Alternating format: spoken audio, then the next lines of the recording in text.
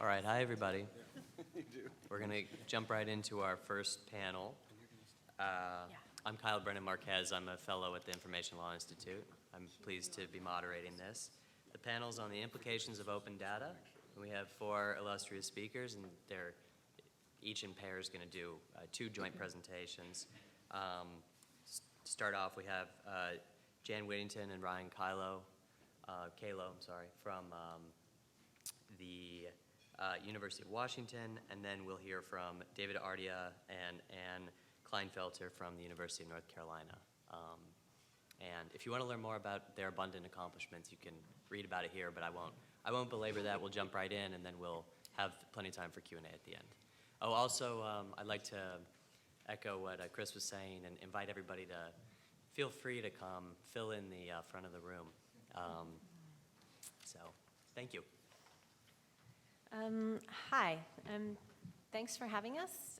We're delighted to be here, and a special thanks goes out to Sue Gluck and Chris Hufnagel for organizing the RFP that allowed us to put together our proposal and conduct this research. So our research proposal was prompted by the Federal Trade Commission's study of the data broker industry, which revealed that 9 different data broker firms were interviewed, and 8 out of the 9 explained that they used and in fact relied on data from government that they purchased from some 29, 30 various smaller organizations that were picking up local government data. So that really got me thinking about, well, what are municipalities doing? Do they know that the data is going up into the data broker industry? And if they did know, what would they do differently? And kind of when we wanted to understand the open data movement in this respect. At the same time, the city of Seattle was taking a very strong position about privacy and a strong position about open data. So within the city of Seattle, there were kind of moving targets and potential conflicts that were going to arise from these two things. So the city of Seattle forged a partnership with us to conduct this research, and the research you see would not have been possible without their participation. So our research questions were, does open data increase public trust in the effective and efficient delivery of public services? And we figured this to be the central benefit from the city's own point of view, although, of course, the other types of benefits that you heard earlier today were also in effect. How might the release of open data be governed to meet the public need for privacy? This is a question foremost on many of our minds, I believe. And what harms could municipal open data lead to, including disparate racial or social impact? So the city is particularly interested in these things. So we carried out our research with multiple methods. We carried on some focus groups to get an idea of the public interest. We carried out interviews with 9 different departments within the city. We conducted some technical analysis of the data that had already been released to the open data portal for Seattle. And we conducted a legal analysis, an analysis of the contracts with vendors who were doing data-intensive work for the city of Seattle. So overall, we took a broad perspective on what constitutes open data, because if you think about it, open data portal, places where local governments push data out to a portal are just one mode. Those are just one type of platform by which data becomes open. And once kind of released into the wild, it all has ultimately the same kind of effect and could be argued to have, in theory, the same disposition. So we We found this to be a convenient taxonomy for understanding open data. That data could be pushed to an open data portal. People can pull the data through public disclosure requests and other types of requests, and cities also spill data, breaches of various sorts. And so we found this a convenient taxonomy for not just our own internal organization of ideas, but also for our interviews, so people could understand the multiple ways in which they operate, and there's a relationship between these features. So Ryan's going to talk about our focus groups and getting a sense of the public interest in open data. Yeah. Hi, everybody.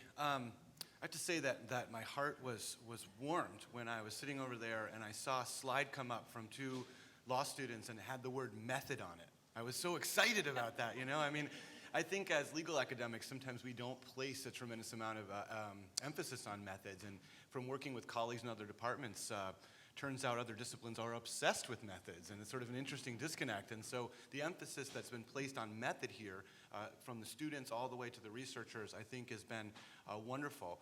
We've also found it necessary to tackle the problem of open data using a variety of methods, but also using researchers with a lot of different kinds of training, right? So some of our researchers have computer science training, some of our researchers have legal training, some of them are in institutional economics, but from the urban design perspective. And the particular student that I worked with on these qualitative assessments of these focus groups is an information science student named Meg Young.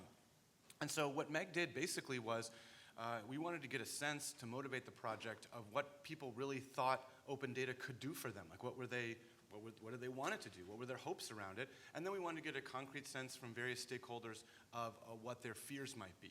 So we spoke to lots of different kinds of people. We talked to employees of the city itself, independent from Jan and her team's more structured assessment of the independent departments.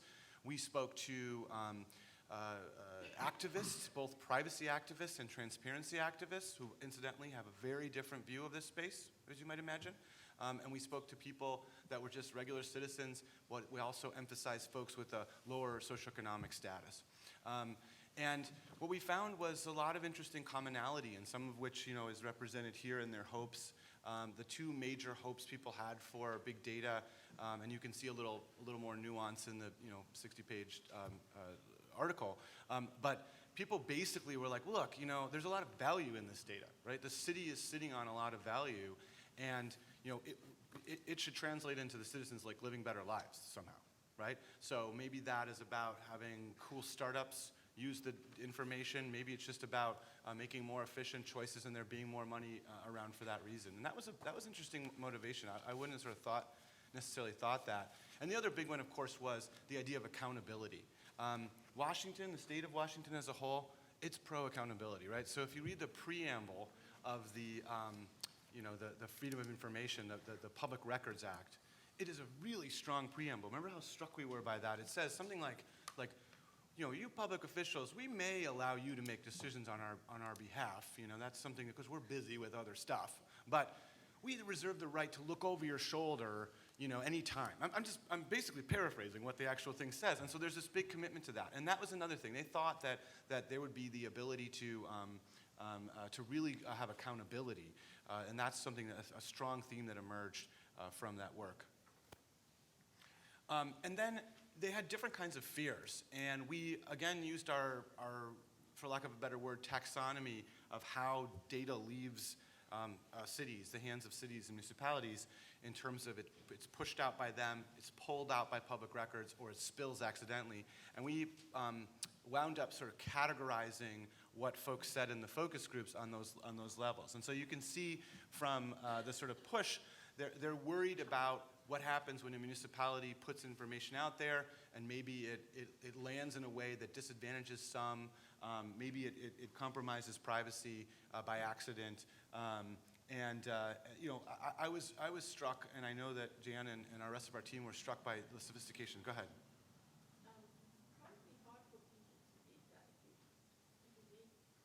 Oh, absolutely. I can't see your screens. I can only see this one. So, so people said things like, I fear that that is to say data that's been pushed out, would be used to lower public property values, redline insurance, et cetera, in neighborhoods with high crime.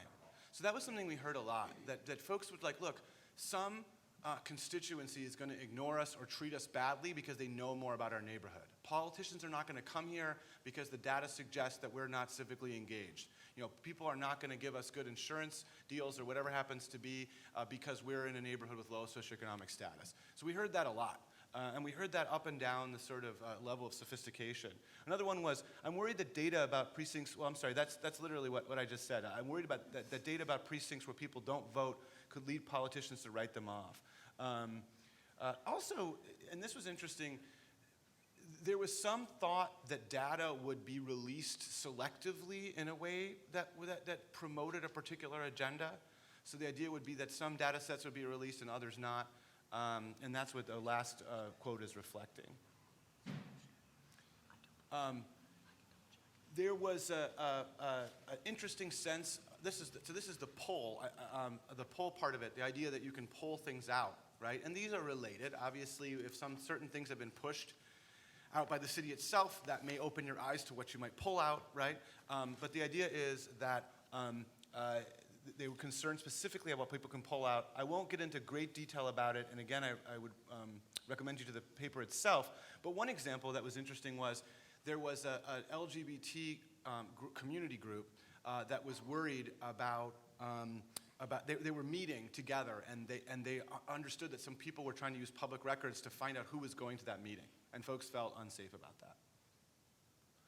And of course, finally, they were worried about the ability of the municipality to keep its data to itself. And one person from industry we spoke to said, look, if big, sophisticated companies can't keep a hold on this data, why should we believe that a municipality would be able to do it? So cities are very complex organisms, and the city of Seattle is not as large as the city of New York, of course, in terms of its number of departments. But it is large and complex, and within the 6-month span that we conducted this research, we had to target departments for our interviews and for our research to figure out how they were governing the data that they do have.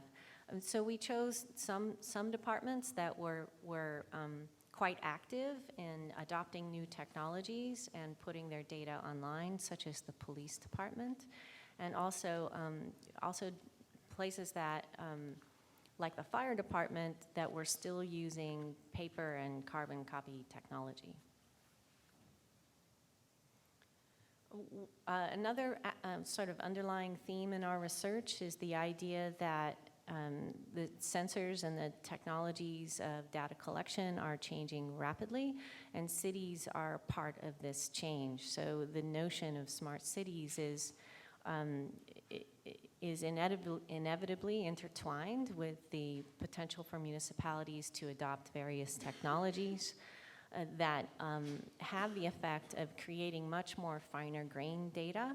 And all of this movement also it prompts people to ask finer grained data about what and about who.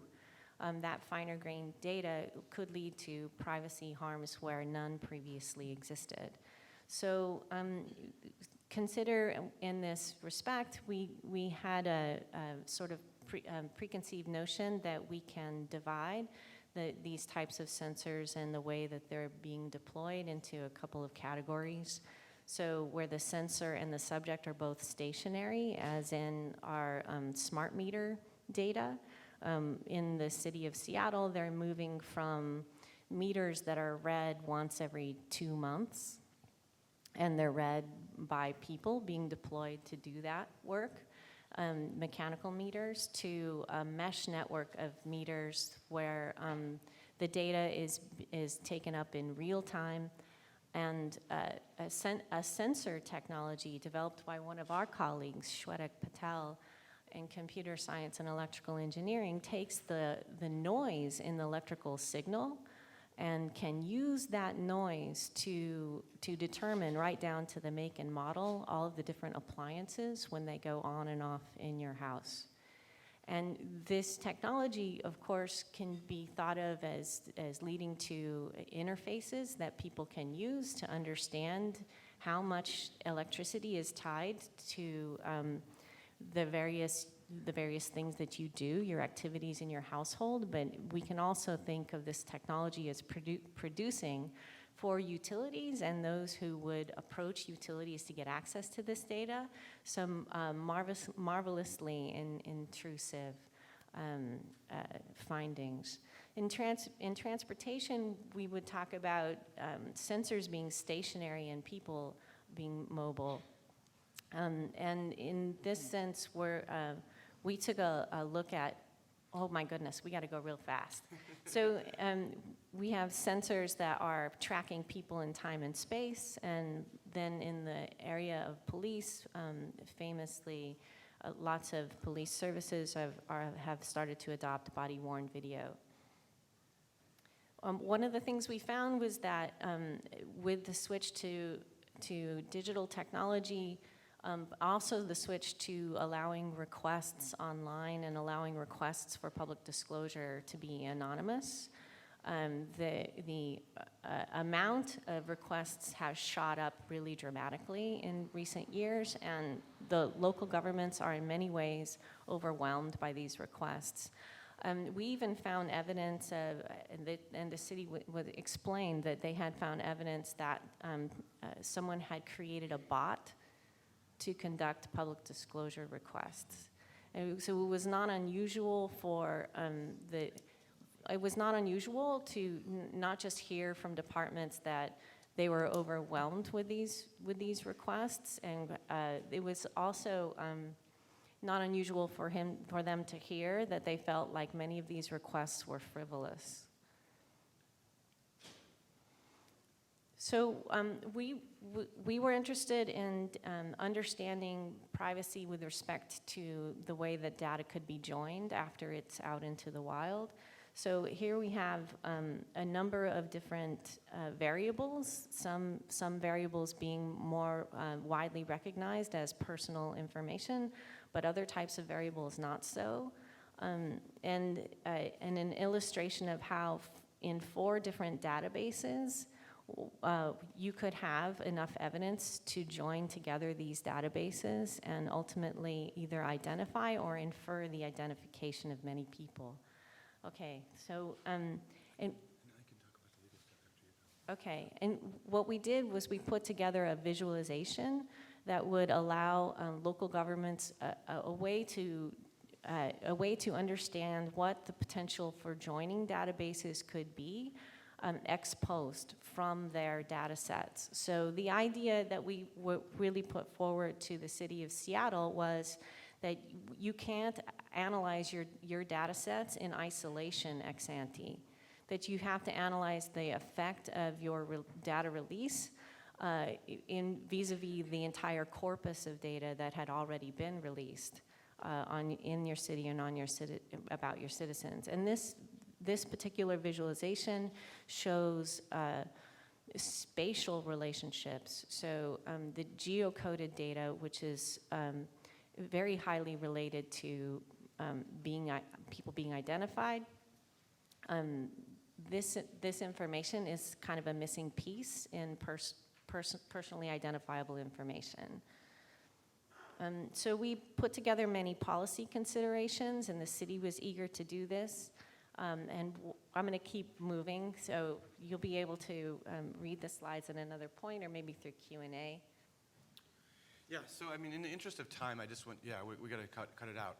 Just want to say 2 quick things, right? So number 1, think about the fact that, just to rehearse, we looked at this from a number of different angles, right? We did stakeholder engagement studies, we did deeper interviews with the actual people that process the data with the city, and we did a technical analysis of data that had already been released. And the 4th and final thing I wanted to mention very quickly was that we did an analysis of the vendor contracts, because as Chris Hufnagel alluded to earlier, often municipalities, they require vendors to process their data, to store their data, and so forth. And we wanted to make sure that these vendor agreements had the right privacy and security things to them. And what we found, in fact, was they were all over the place. And so as a consequence of this multidisciplinary, 4-stage review, we were able to make recommendations to the city, and we're very happy that they're implementing many of those recommendations. So with that, I'll turn it over to the next group. Thank you. Great.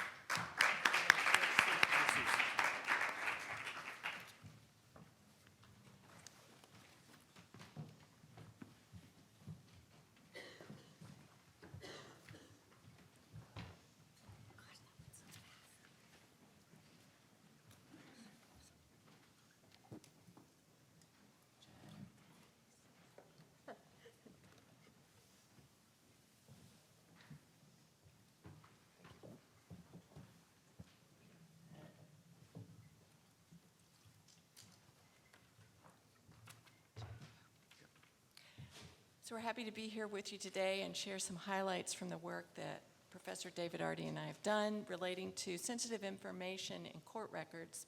As the director of a law library, I found that I and my colleagues were taking materials produced in an age of paper data collection of court records, and we were looking at how we could increase access to them, having in our mind the idea that we were better serving the attorneys and pro se persons who would be using the court system in our state. So we were looking at briefs of records submitted to the Supreme Court of the state of North Carolina. What we found was, of course, there are a lot of competing interests with access. One of the examples of the type of harm you might see from release of this data is that because these records were public and yet practically obscure, they contained information that people didn't really expect to be accessible and usable. For example, State v. Bright, the state's brief, describes on the front page it has the full name of a 10-year-old girl, and on subsequent pages continues to use her first name and describe the different ways in which she's assaulted. In another case, Dean v. Cone Mills, the plaintiff appellant's petition for discretionary review includes an appendix with extensive medical file, social security number, date of birth, and home address. Certainly many different types of harms that relate to dignity and identity theft. So our focus is on court records, not on the law itself, but on those documents that support the outcome of a court decision, which is the binding law. Great. So court transparency in the United States has a long and venerated history. Access and openness serves many salutary functions, including ensuring that our system of justice functions fairly and is accountable to the public. And this is a famous quote from Richmond newspapers where Justice Warren Berger talks about it reflects the widespread acknowledgement that public trials have significant community therapeutic value. The means used to achieve justice must have the support derived from public acceptance of both the process and its results. So, but the right to court transparency is obviously not absolute. We knew going into this project that court records are littered with private and sensitive information. A court's file from a single case may include thousands of documents, including motions, pleadings, briefs, transcripts, exhibits entered into evidence, and records and responses produced during pretrial discovery. As Ann will talk about in a moment, there are many piecemeal exceptions to public disclosure of some of this information. And of course, as you might expect, there are a number of competing values at stake here. This slide lists some of the more salient interests, but there are, of course, many others. While we believe our study will help to inform the debate about public access and privacy, it was not our goal in setting out with this project to tell scholars or policymakers or courts what information should be restricted. Instead, our hope was to provide some granular details about the type of information that's in records so that those conversations can be better informed. So to set out to better understand the privacy interests that might be implicated by online access to court records, we studied a large corpus of North Carolina Supreme Court case files held by the UNC Law School Library, one of several repositories in the state of North Carolina for briefs and court filings submitted to the North Carolina Supreme Court. And we set out to answer two key research questions. The first was, how often does private and other types of sensitive information appear in appellate court records created before e-filing? Our time period ended in the time period right before e-filing kicked in North Carolina. And then second, what is the context of this information? And I should clarify that the terms private and sensitive in the context of personally identifiable information are not necessarily coterminous. And as Ann will tell you, there are no uniform definitions of these terms. We couldn't just look up what is private information, take that definition and apply it to our study. This is a widely debated concept.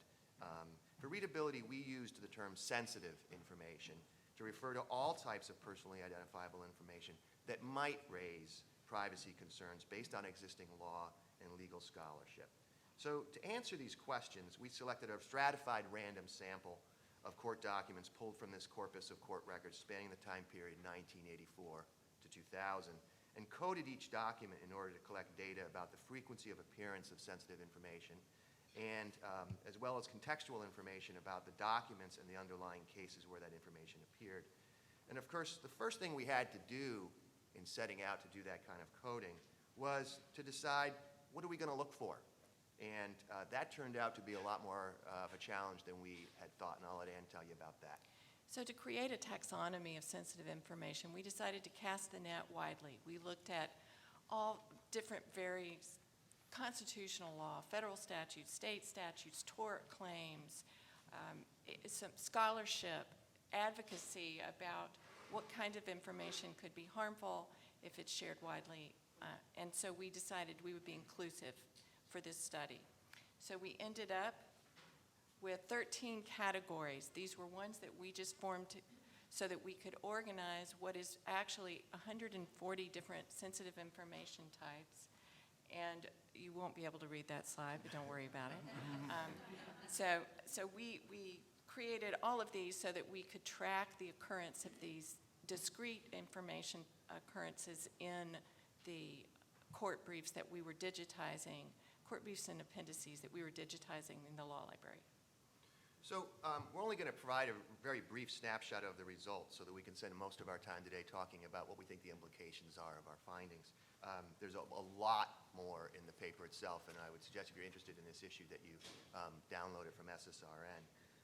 So here's a quick overview of our sample. In total, we analyzed 504 documents drawn from 466 cases.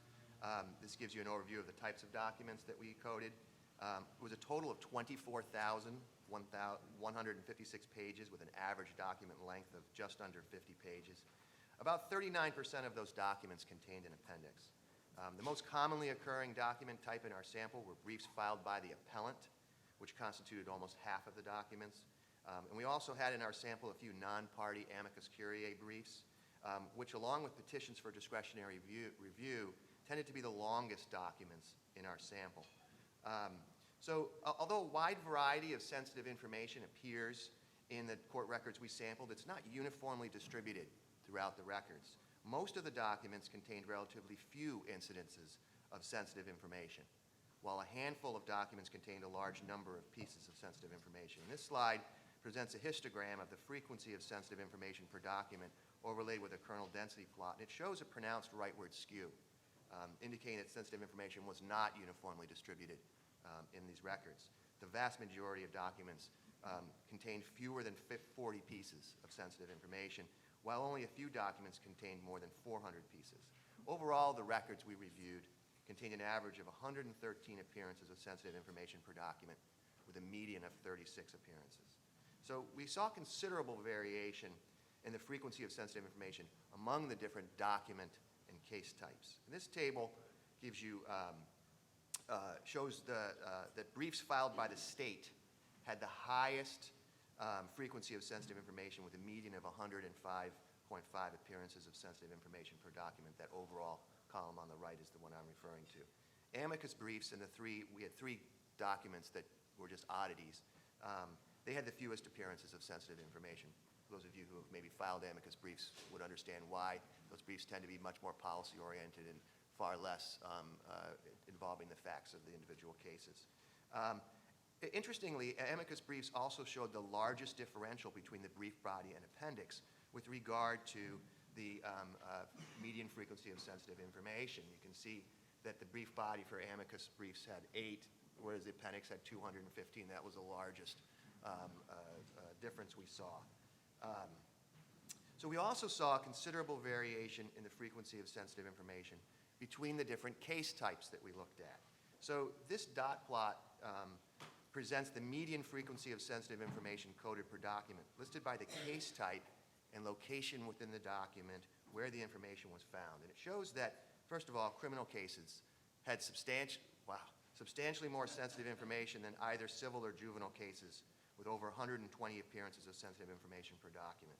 So I'll let you just get a sense of that.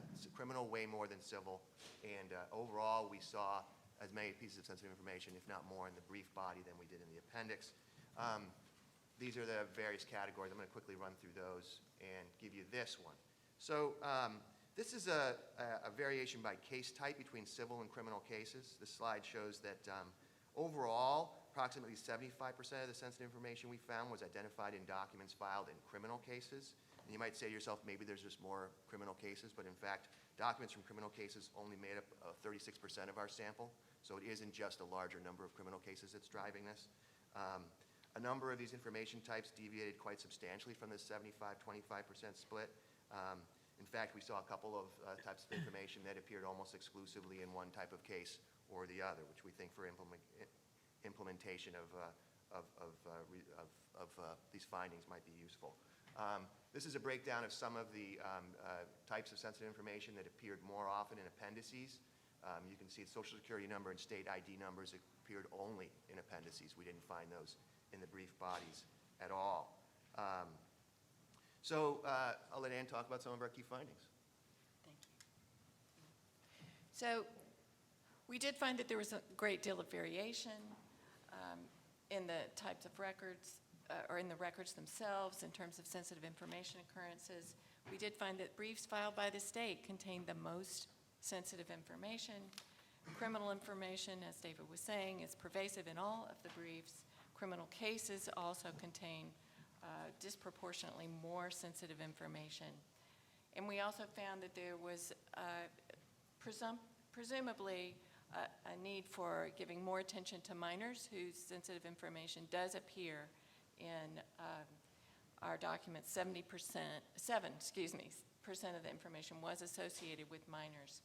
We also found, counter to what some other anecdotal reports from those who have been doing this retroactive scanning of court records have been saying, it would be unwise to just focus on eliminating the appendices to briefs if you're doing a digitization project.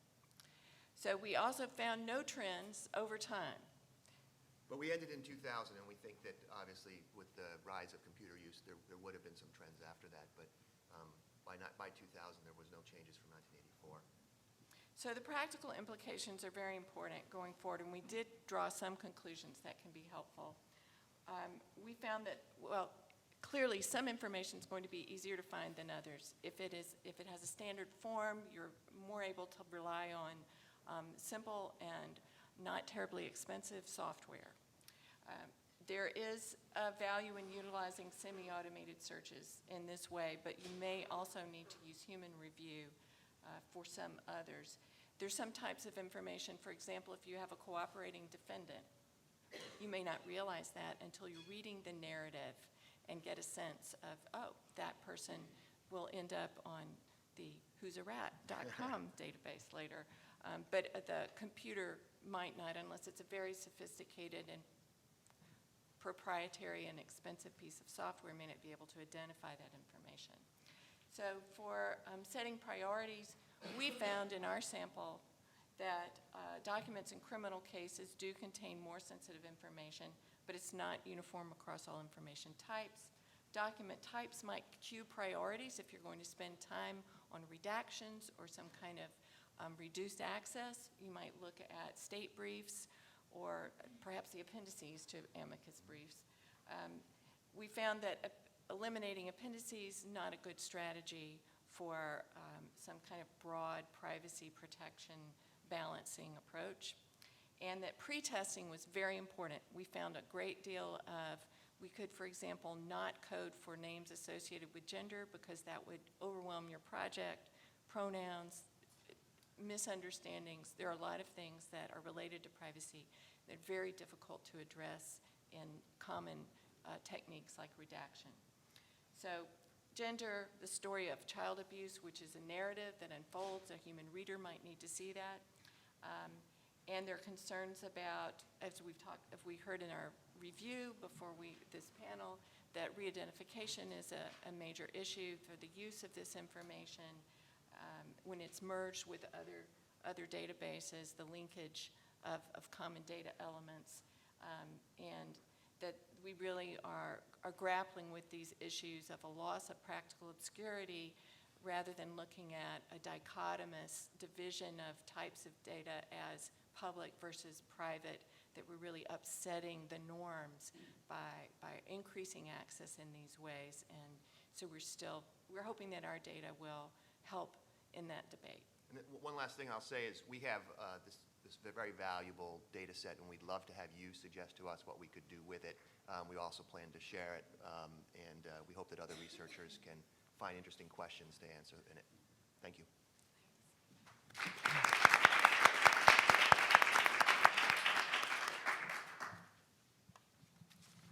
Okay, great. Thanks to both groups. We'll move to Q&A in a second. I'm going to invoke the moderator's privilege and just ask a question of each group that you can feel free to answer or not, just to kind of frame things if people are interested in these issues. So one kind of common theme that I see is that there are very interesting questions that arise. In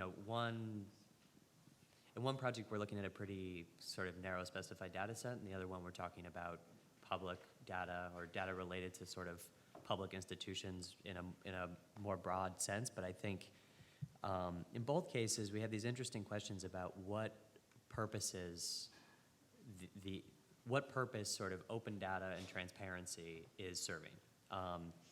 And so along those lines, I have a question for each group. So with respect to the first, you guys described these kind of twin virtues of open data in these like urban planning sorts of contexts or policy contexts.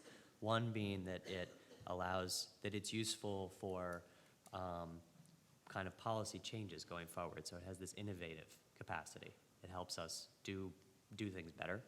And the other is that it helps keep public actors accountable. So it has a kind of compliance function. And it's interesting to think about these two together because in a way, in a perfect world, I don't think there's any tension between them, but in the real world, I worry that there might be a tension between them, or I'm just curious if there is a tension between them in that you might see dynamics, or I can imagine dynamics where public actors would actually be worried about taking up innovation because of concerns about all the data associated with a given program or a given initiative or whatever, then being transparent subsequently and a source of accountability. Because in some level, innovation requires, for it to be any good, it requires some space for failure, for making decisions that were ex ante seemed kind of interesting and potentially fruitful, but in fact turn out not to serve the goals that they do.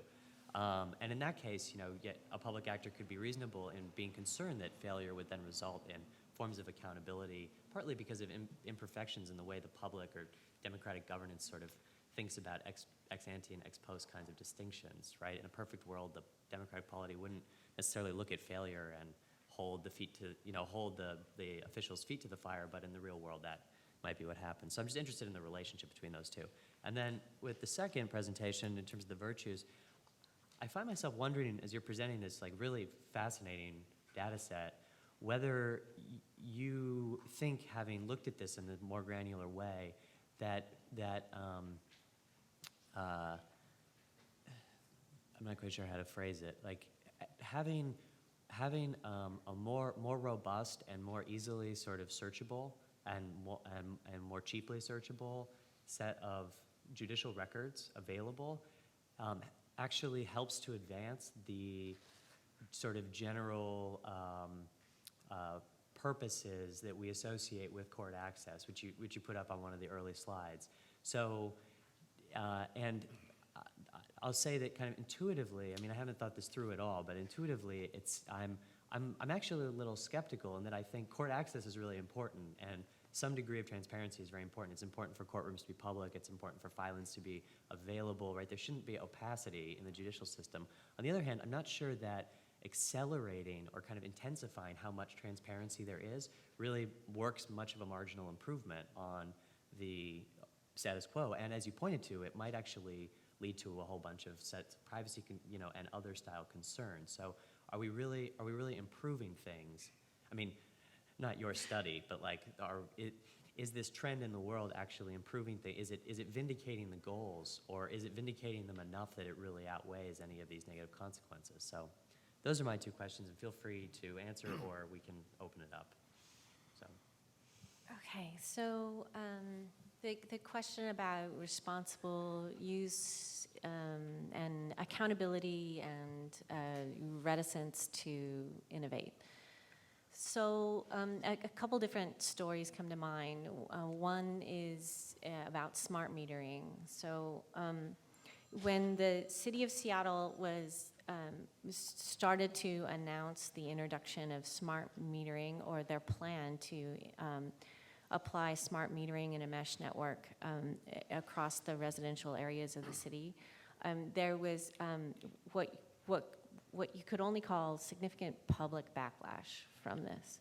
So it wasn't the city and its departments saying we don't want to innovate. The city and its departments had multiple reasons for wanting to put out smart meters. They were, yes, interested in demand management. Yes, they were considering over the long term the possibility of changing their pricing structure for demand management. They were also thinking about how a mesh network would allow them to identify and spot locations where people were tapping into the network illegally, and so on, right? I think they have many arguments around efficiency for the adoption of new technologies. And the public was concerned on many levels. Like some members of the public were concerned about the Wi-Fi being insecure, because the mesh network would allow communications that could conceivably be hacked. I mean, we're talking about Zigbee in their Zigbee systems and all those kinds of things in their monitors. And so if you're into computer science and cybersecurity, this could raise issues. But mostly people were voicing their concern for things like what would be the health consequences of this Wi-Fi coming from my meters. Of course, and a lot of them were concerned just plainly on the privacy implications. Right? I really don't want you knowing in real time what I'm doing in my house, according to the make and model of the appliance that I have on at any given time.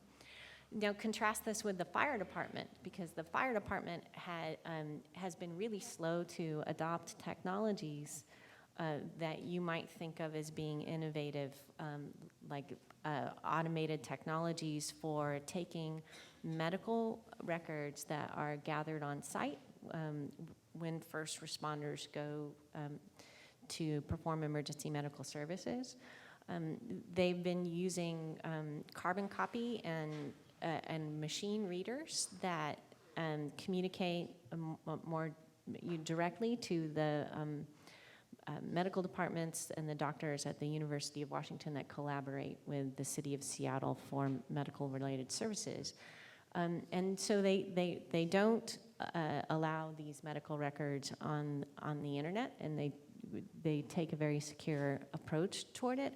And they've been reticent to adopt more kind of cloud-based or internet-based services because they're concerned about the security of those systems. And they have a position of waiting for those systems to mature. They would not like to see privacy harms come about as a result of them adopting the technologies and then all of a sudden having those technologies be even more subject to public disclosure. So those are really different perspectives on the same thing that you were asking about. Great. Kiel, so in the context of public access to court records, we really have two essential interests that are in tension. And without diminishing the privacy interests, let me tell you a little bit about the public access interests, and as we've done throughout this whole project, we'll give you a full-throated defense of the privacy interests. I'm going to do the same thing on the public access interests.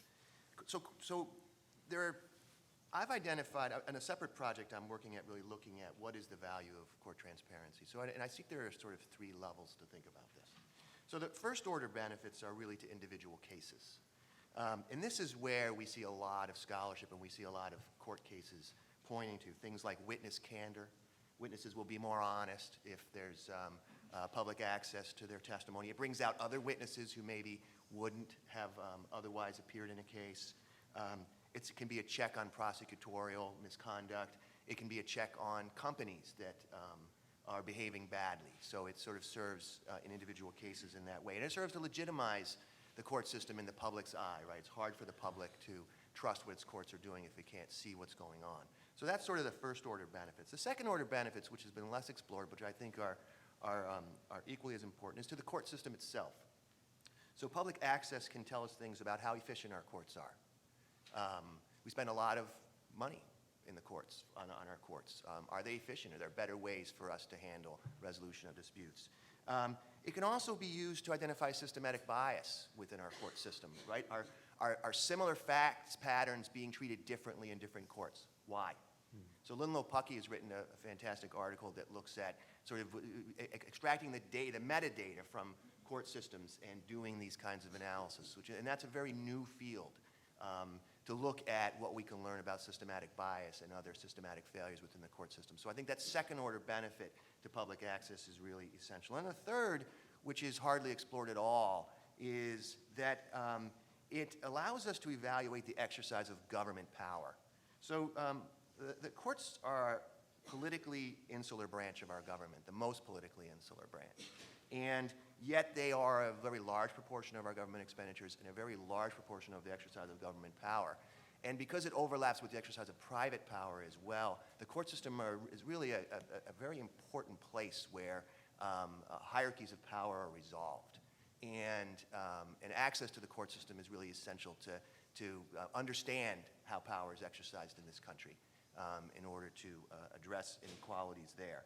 So I see those sort of three levels as being really critical. And court records themselves are sort of the grist of the mill for courts. When we think about, well, why is it important to have access to court records? Can't we just go in and sit in the courthouse? And the answer to that is that very few people can actually get into a courtroom. Maybe it's not close to you. Maybe it's a popular case and it's full. Maybe you don't have time to go. And as we're seeing the shrinking of newsrooms that have reporters that are covering the courts, that have a regular beat, that have an expertise on discussing the courts, that leaves a huge hole in achieving these important values. So online access to court records is one of the ways that we can lower the cost of the coverage of the courts, and it then allows for these sort of other innovative uses of the data itself. And so I think it's really important to think about the value of court access, not just individual cases, but for the many things that we're not even yet doing with it. And I'll add really quickly, as a librarian, lawyers want access to these because they want to see what are examples, how to be effective in front of particular judges, that sort of thing. We use them as teaching tools. Privacy, all the normal privacy, dignitary harm, identity theft. There's a sense of being overwhelmed by the system when you're the individuals in these. And there may, in fact, be chilling effects on the use of the courts if people feel that it's not worth it to go and have their information shared in that way. So. Okay, great. Well, let's open it up. Hi, good morning. We can hear you. So just a quick question for both Ryan and then for you guys, well, Ryan, Jen, and David. I was really intrigued by your vendor analysis. Are there any recommendations that you have, or what are the greatest pitfalls as far as what information vendors have available? Because even though we have billions of dollars in vendor contracts, so I'd be really intrigued to know, what practices we could adopt here in the city to better protect the data that's being collected that could be potentially misused. And then for David and Ann, would it be useful in your research for government attorneys, whether it's the Attorney General's office or here in New York City, the New York City Law Department, when they're engaging in litigation, to adopt better practices, especially when it comes to protecting minors or victims of sexual incidents or other matters where they're investigating things? So we'd love to hear your thoughts. Thank you. So so let's take 2 questions at a time, just so we can hear from as many people as possible, because time's running short. Okay. Well, thank you for that great, 2 questions at a time. I'm sorry, because there were 2 questions there. Sorry, I can't, I'm a lawyer, I can't count anything. Helen, please, sorry. Yeah. This is primarily a question to David and Anne, because as you know, I've been looking at this question of posting court records online. And I agree with the fact that court records have an important role to play, that transparency is important, that it educates lawyers, that it's very good for citizens, for watchdogs, and for all those reasons.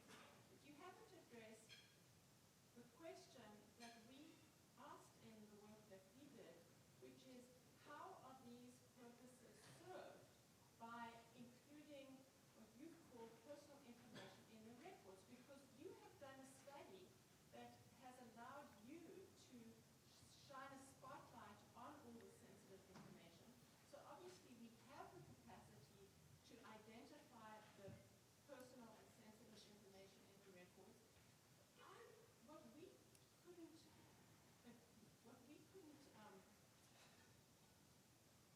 we weren't able to understand is why the transparency need also calls for a revelation online, particularly because of the search capacities and so on, of the information, of the personal and sensitive information. So I'm curious as to whether you think there is a kind of middle way forward where you post that information, but somehow use the capacity that you have to redact the information that could be harmful to individuals, and also chill the use of courts. Thanks. Okay, Right. that was 2. Yeah, I'm glad you guys got that question instead of me.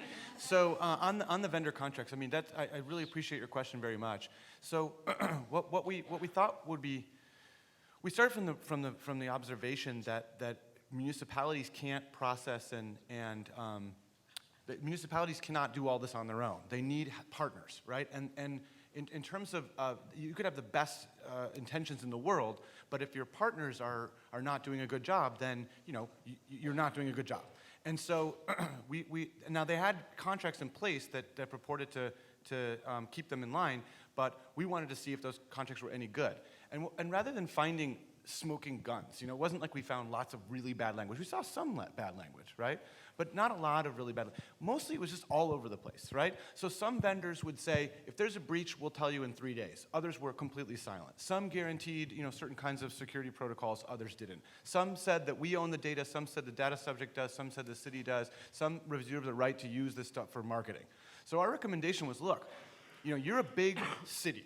You have a lot of money, you need vendors. You can not only help safeguard citizen information, but you can drive the market by requiring a higher standard. And so what we suggested to them is, look, make a standard vendor contract that touches on all the things that you think are important, right? Now, different departments have different needs, different kinds of activities are different. I understand that. It's not going to be the exact same contract, but make it modular, right? Say this is the starting point, and in fact, they're literally doing just that.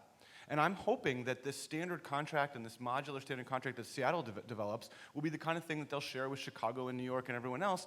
And incidentally, I can't stress this enough, municipalities are a serious business for data analysts, right?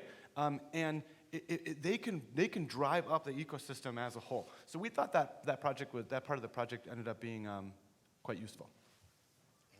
Okay, so thank you so much, Helen, for asking about this. Your work has been a great foundation for the work that we're doing, and you've shown that there really is quite a difference between the world of public and private and the print drive to, park, find the cooperative clerk environment, and sitting in your room over the garage and searching all of this data that we may make available. In terms of personally identifying versus sensitive information, I think they're different. We may need personally identifying information to address the fairness issues. But sensitive information paired with personally identifying information, there may be some good normative solutions that we can come to redact some of this. Some of it may require selective sealing retroactively, which is beyond where our law is set up right now. We need some changes because while e-filing rules now do require and permit some kind of redactions, those kinds of laws don't apply to retroactive digitization, at least in our state. So there's a patchwork of laws. I think that's another problem, is that we deal with privacy law in this country in a very sectoral approach, which ignores the idea that we have one big data flow. So things that are supposed to be sensitive and redacted from other sources are let free through the release of court records. And if you're going to do something with that data, you don't care where it came from. So I do think we have a lot of work to be done there. Yeah, both of these questions actually are very related, and I'll take Helen's first because it then helps me to answer the first question. And I love this idea of a middle way, Helen, and I would say without question, some sensitive information is more relevant to the values of transparency than other types of sensitive information. So we haven't done a good job of saying what's the trade-off with regard to specific pieces of information. And some probably shouldn't be included at all. And I think one of the things that is a very easy to implement solution is that attorneys could do a much, much, much better job of keeping out Social Security numbers and other information that's not at all relevant to the court's decision in the case, that is just shoved in there because the attorney hasn't taken the time to review the attachments to see what's in it. Or ask themselves, is this really necessary to include this level of detail in my brief? And I think we can go a long way to educating attorneys to do that better. But let me also say that sometimes it's hard to see what the value is going to be of specific information. So if we wanted to track, for example, how a certain medical condition might affect the outcome of a discrimination case or a tort case or a range of other kinds of cases, we really need to know the details about that medical condition. So it'd be hard if we were to remove that to do that kind of assessment. Age of kids, and I'll give you one example from my time when I was in-house at the Washington Post. We had a fight with the District of Columbia over access to Social Security numbers identifying individuals that were institutionalized in the DC system.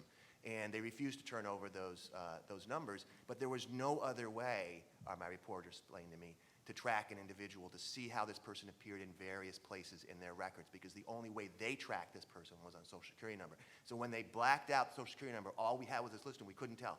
Is this the same individual 2 weeks later that was in for a broken leg and then a month later for a concussion?